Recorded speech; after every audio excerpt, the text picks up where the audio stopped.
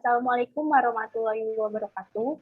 Pada kesempatan kali ini, kami dari kelompok 8 ingin mempresentasikan sebuah materi mengenai transformasi struktural yang terdiri dari akumulasi, alokasi, demografi, struktur tenaga kerjaan, distribusi pendapatan, peran teknologi dan dampaknya terhadap pengangguran, serta pengangguran dan kebijakan untuk mengatasinya.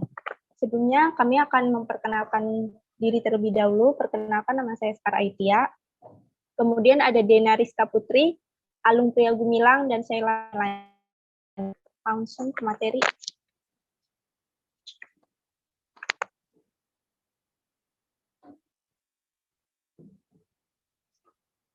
Transformasi struktural atau perubahan struktur ekonomi ditandai dengan terjadinya perubahan persentase sumbangan dari berbagai sektor yang ada dalam pembangunan ekonomi, di mana penyebabnya adalah intensitas kegiatan manusia dan perubahan teknologi.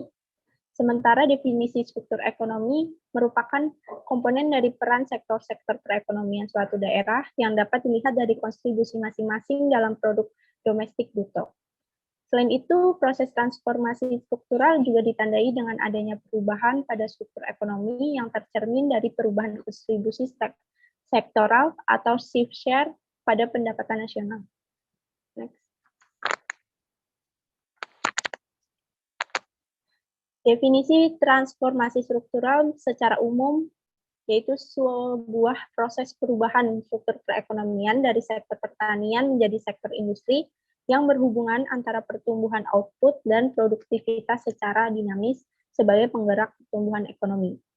Sedangkan menurut para ahli, yang pertama Clark Fisher 1951, transformasi struktural merupakan pergeseran tenaga kerja dan investasi dari sektor primer ke sektor sekunder dan kemudian ke sektor tersier. Kemudian menurut Kuznets, transformasi struktural ekonomi menunjukkan bahwa pada sektor pertanian, produksinya mengalami perkembangan yang lebih lamban dari perkembangan produk nasional daripada tingkat pertumbuhan sektor industri di Indonesia.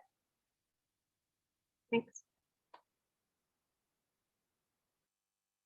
Beberapa faktor penyebab perubahan struktur ekonomi, yaitu yang pertama ada faktor eksternal, yaitu permintaan agregat, di mana terjadi peningkatan tingkat pendapatan rata-rata masyarakat yang berakibat terjadinya perubahan pada selera dan komposisi barang-barang yang dikonsumsi. Kemudian penawaran agregat, terjadi perubahan teknologi dan penemuan bahan baku untuk produksi yang dapat memungkinkan untuk membuat barang-barang baru akibat realokasi dana investasi serta sumber daya utama lainnya. Kemudian faktor yang kedua, faktor eksternal, di mana adanya kemajuan teknologi sehingga produktivitas kegiatan ekonomi menjadi tinggi. Kemudian perubahan struktural perdagangan global yang disebabkan oleh terjadinya peningkatan terhadap pendapatan dunia, serta dampak dari suatu kebijakan mengenai perdagangan regional dan internasional. Faktor lainnya yaitu meningkatnya taraf pendapatan dan taraf hidup penduduk, kebijakan memberikan insentif bagi sektor industri yang secara tidak langsung melalui kegiatan infrastruktur, adanya kondisi dan struktural awal ekonomi dalam negeri atau basis ekonomi, di mana suatu negara yang pada awal pembangunan ekonominya telah memiliki industri-industri dasar yang kuat sebelumnya, maka negara tersebut akan mengalami proses industrialisasi yang lebih cepat. Next.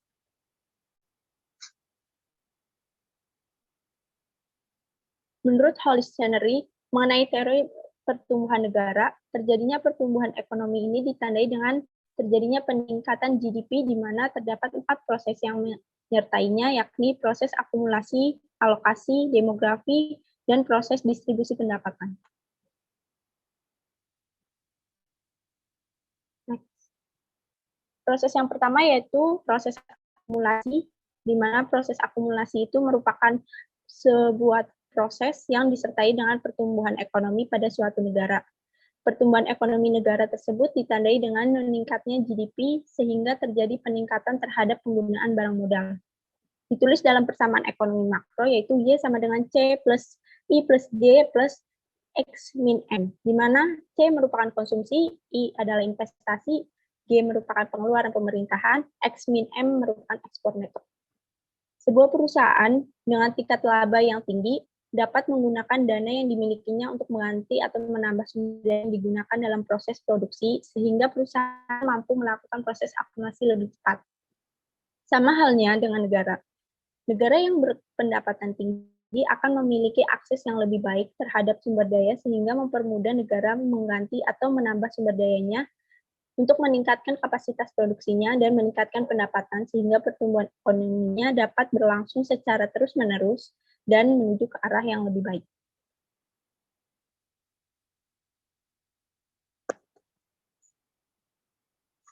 Kemudian proses yang kedua yaitu alokasi. Alokasi didefinisikan sebagai suatu proses perubahan atau pergeseran sektor strategis penyumbang nilai tambah terbesar dalam GDP. Pergeseran ini terjadi dari sektor primer, yaitu pertanian, menjadi sektor sekunder, industri, dan terakhir menuju sektor tersier atau jasa. Ada beberapa alasan mengenai proses alokasi ini terjadi. Yang pertama, adanya perubahan permintaan domestik, karena terjadi seiring adanya peningkatan pendapatan.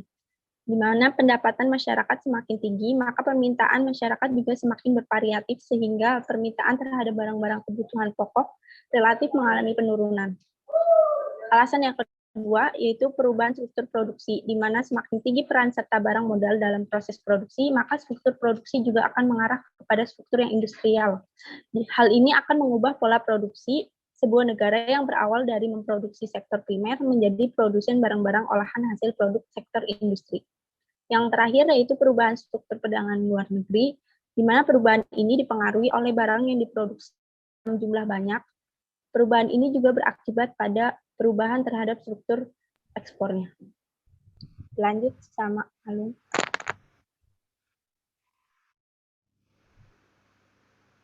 Oke, selanjutnya saya akan melanjutkan materi yang dibawakan oleh Sekar. Proses ketiga adalah demografi, yaitu proses pergeseran struktur ketenagakerjaan yang mengiringi pertumbuhan ekonomi negara. Dengan terjadinya proses demografi, jumlah perusahaan yang bergerak di sektor industri juga meningkat. Akibatnya adalah tersedotnya tenaga kerja yang tadinya bekerja di sektor pertanian ke sektor industri pengolahan. Apalagi upah pekerja di sektor industri pengolahan lebih tinggi daripada di sektor pertanian. Sebagian besar industri pengolahan berlokasi di perkotaan, sedangkan sektor pertanian berlokasi di pedesaan. Maka proses tersedotnya tenaga kerja dari pertanian ke industri pengolahan juga berimplikasi pada tersedotnya tenaga kerja dari pedesaan. Struktural adalah semula yang bertumpu pada pertanian ke arah yang lebih bersifat industri, serta pertumbuhan penduduk perkotaan yang pesat akan mengakibatkan konversi dari penggunaan perdesaan sampai pertanian ke penggunaan non-pertanian yang luar biasa. Next.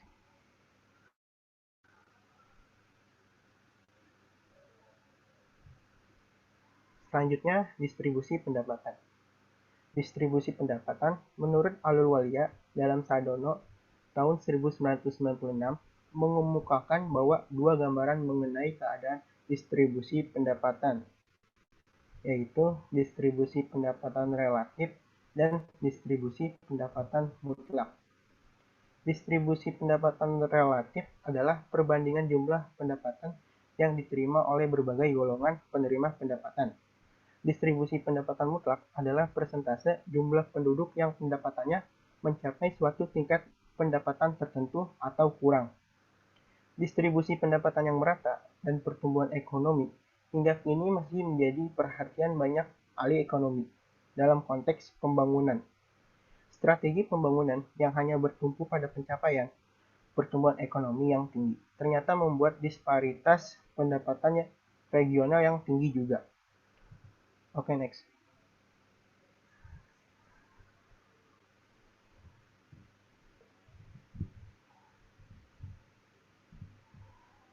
Todaro mengemukakan bahwa terdapat tiga konsep tentang distribusi pendapatan, yaitu 1. Distribusi fungsional atau the functional distribution, yaitu distribusi yang menunjukkan pangsa pendapatan nasional dari faktor-faktor produksi primer yang meliputi tanah, tenaga kerja, dan modal. Kemudian, 2. Perluasan distribusi fungsional atau extend functional distribution atau disagregasi distribusi fungsional, di mana pemilik tanah, tenaga kerja, dan modal dipecah menjadi unit-unit yang lebih kecil. Terakhir, distribusi ukuran atau size distribution. Distribusi yang mengukur pendapatan antar kelompok masyarakat berdasarkan pangsa pendapatan yang diterima. Selanjutnya, menurut hipotesis Kuznets, sampai dengan tingkat pendapatan per kapita 800 US dollar per tahun, maka seiring peningkatan pendapatan per kapita disparitas pendapatan akan memburuk. Namun sesudah titik tersebut, peningkatan pendapatan akan terus memperbaiki disparitas pendapatan penduduk negara yang bersangkutan. Hal ini dapat terjadi karena saat negara masih berpendapatan rendah, tax system yang ada masih sangat lemah pengadministrasiannya. Karena itu, biasanya di negara berpendapatan rendah adalah pajak tidak langsung dan retribusi yang mengakibatkan sistem perpajakannya cenderung regresif. Namun seiring dengan peningkatan pendapatan per kapita, maka jumlah penduduk yang bekerja di sektor pertanian akan berkurang sebagian. Sudah pindah ke sektor industri karena tertarik oleh tingkat upah yang lebih tinggi. Akibatnya, produktivitas kerja di sektor pertanian akan meningkat, yang akan membawa pada peningkatan upah dan memperbaiki kesenjangan pendapatan. Oke, selanjutnya akan dilanjut oleh Sheila Melanie.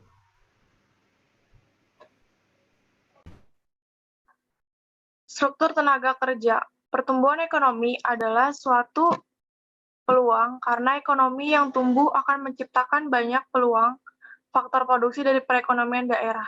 Secara teoris, pertumbuhan tenaga kerja dapat berpengaruh terhadap pertumbuhan ekonomi. Perubahan struktur ekonomi merupakan persyaratan dari peningkatan dan kesinambungan pertumbuhan ekonomi, sekaligus pendukung bagi pembangunan itu sendiri.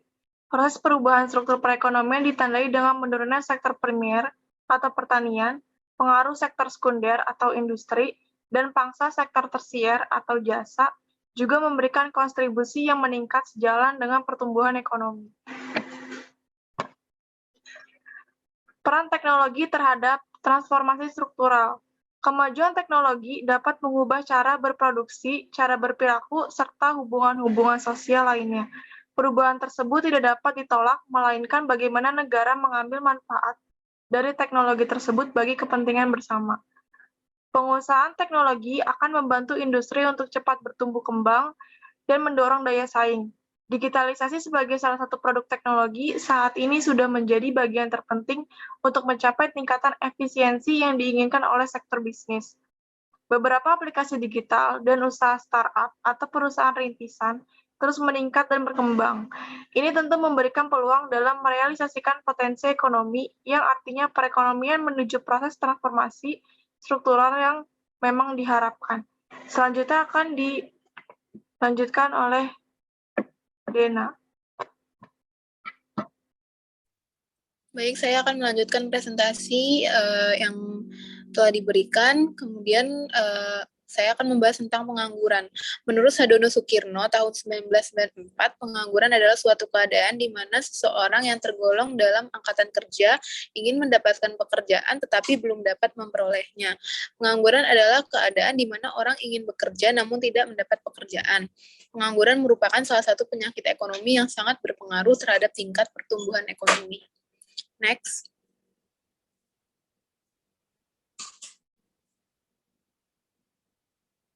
Menurut Sukirno, tahun 2006, sebab terjadinya pengangguran digolongkan ketiga jenis. Yang pertama yaitu pengangguran friksional, yaitu adalah pengangguran yang wujudnya apabila ekonomi telah mencapai kesempatan kerja yang penuh. Yang kedua yaitu pengangguran struktural, terjadi karena adanya perubahan dalam struktur atau komposisi perekonomian. Yang ketiga yaitu pengangguran teknologi, ditimbulkan oleh adanya pergantian tenaga manusia oleh mesin-mesin dan bahan kimia yang disebabkan perkembangan teknologi. Menurut Rizka Franita tahun 2016, dampak dari pengangguran berimbas pada menurunnya tingkat perekonomian negara, berdampak pada ketidakstabilan politik, berdampak pada para investor, pada sosial dan mental. Next.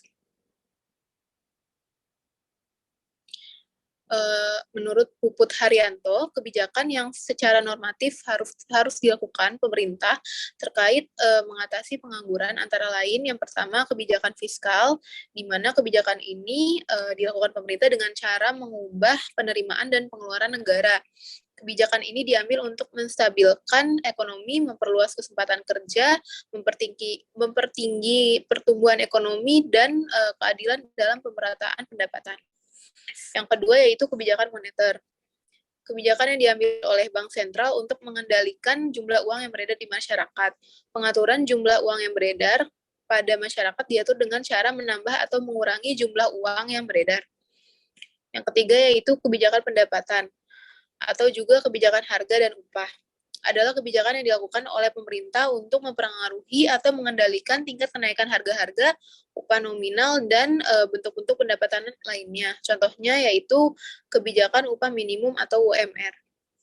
Yang terakhir yaitu kebijakan ekonomi internasional, yaitu adalah kebijakan yang ditunjukkan untuk mempengaruhi posisi keuangan dan moneter suatu negara. Di dalam kelompok ini termasuk kebijakan perdagangan seperti tarif, kuota, dan lain-lainnya.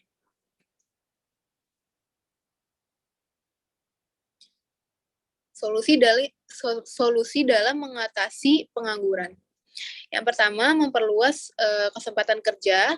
Kesempatan kerja dapat diperluas dengan dua cara, yaitu pengembangan industri dan melalui berbagai proyek pekerjaan umum, seperti pembuatan jalan, saluran air, bendungan, dan jembatan.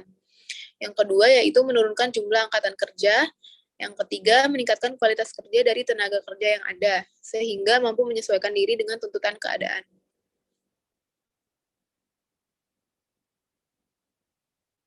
Baik, untuk kesimpulan dari presentasi kami kali ini, yaitu transformasi struktural merupakan sebuah proses perubahan struktur perekonomian dari sektor pertanian menjadi sektor industri yang berhubungan antara pertumbuhan output dan produktivitas secara dinamis sebagai penggerak pertumbuhan ekonomi. Kebijakan untuk mendorong transformasi ekonomi dibutuhkan dalam menghasilkan pertumbuhan ekonomi berkelanjutan dan berdaya saing. Pemanfaatan teknologi menjadi salah satu pendorong transformasi ekonomi, terutama di Indonesia. Kemajuan teknologi dapat mengubah cara berproduksi, cara berperilaku, serta hubungan-hubungan sosial lainnya. Pertumbuhan tenaga kerja dapat berpengaruh terhadap pertumbuhan ekonomi. Dampak pengangguran telah menjadi kuman penyakit sosial yang relatif cepat menyebar, berbahaya, dan berisiko tinggi menghasilkan korban sosial yang pada gilirannya menurunkan kualitas sumber daya manusia. Oleh karena itu, pemerintah harus segera tanggap dan cepat dalam memecahkan permasalahan pengangguran. Pemerintah harus meningkatkan pelatihan-pelatihan kepada masyarakat dalam meningkatkan jiwa kewirausahaan, memperluas usaha kecil menengah, agar program yang dilakukan dapat menanggulangi masalah pengangguran yang berpengaruh pada transformasi struktural di Indonesia.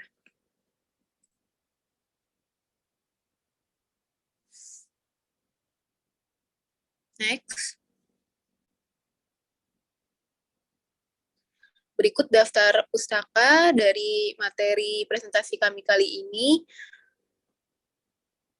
Sekian presentasi kami kali ini. Mohon maaf apabila terdapat kekurangan atau salah-salah kata dalam penyampaian. Terima kasih atas perhatiannya. Wassalamualaikum warahmatullahi wabarakatuh.